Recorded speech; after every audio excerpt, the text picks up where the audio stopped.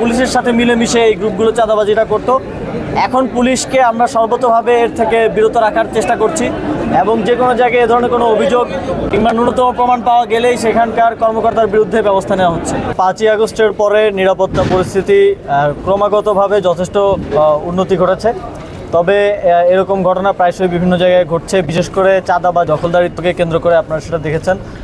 এখানে বিভিন্ন রাজনৈতিক দল ছাড়াও বিভিন্ন মাফিয়া গ্রুপ, স্থানীয় বিভিন্ন চাঁদাবাজ গ্রুপের ইনভলভমেন্ট আছে।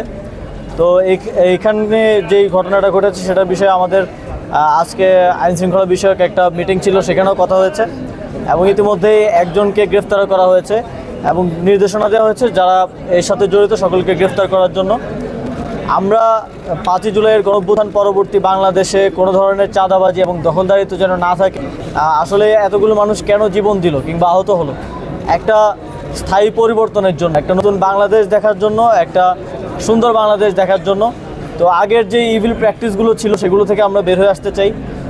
আমরা চাই যে বাংলাদেশের প্রত্যেকটি সেক্টরে চাঁদাবাজি মুক্ত, দখলদারি মুক্তভাবে যেন চলতে পারে, একটা সুন্দর প্র্যাকটিস যেন গড়ে ওঠে। সেই জায়গা থেকে এই ধরনের ঘটনা যেন আর কোনোভাবে না ঘটে, সেজন্য এই ঘটনাটাকে ধরেই শাস্তি এবং যারা এই ঘটনা ঘটিয়েছে তাদেরকে গ্রেফতার করার মাধ্যমে দৃষ্টান্তমূলক শাস্তি দেওয়ার মাধ্যমে একটা প্রেসিডেন্ট যেন স্থাপন হয়, যেন আর কেউ এই ধরনের কোনো ঘটনা কোথাও ঘটানোর সাহস না করে। আর সেটা নিশ্চিত করার ক্ষেত্রে অন্তর্বর্তীকালীন সরকার কাজ করবে। যেটা আপনারা জানেন ইতিমধ্যেই পত্রিকার মাধ্যমে যে এখানে চাঁদা চাওয়া হয়েছিল, না দেওয়ার কারণে কিংবা না হওয়ার কারণে এই ধরনের একটা ঘটনা ঘটানো হয়েছে, হামলাতে ঘটনা ঘটানো হয়েছে। আমরা বাংলাদেশের সকল ব্যবসায়ীদেরকে এটা নিশ্চিত করতে চাই যে এই ধরনের অবৈধভাবে কাউকে কোনো প্রকার চাঁদা আপনারা দেবেন না। কেউ যদি চায় সেক্ষেত্রে আপনারা আমাদের আইনশৃঙ্খলা বাহিনীকে জানাবেন, আপনারা 999-এ ফোন করবেন অথবা যে কোনোভাবে আমাদেরকে জানাবেন। এছাড়াও সারা দেশে আপনারা জানেন এখন রাজনৈতিক দলগুলো চাঁদাবাজির বিরুদ্ধে অবস্থান নিচ্ছেন, আপনারা তাদের নেতৃবৃন্দকে জানাতে পারেন। এছাড়াও ছাত্ররা আছে, তাদেরকে জানাতে পারেন। আশা করি গণঅভ্যুত্থান পরবর্তী বাংলাদেশে চাঁদাবাজির বিরুদ্ধে আপনারা জানেন যে পুলিশে আগে একটা প্রচলন ছিল যে পুলিশের সাথে মিলেমিশে এই গ্রুপগুলো চাঁদাবাজিটা করতো।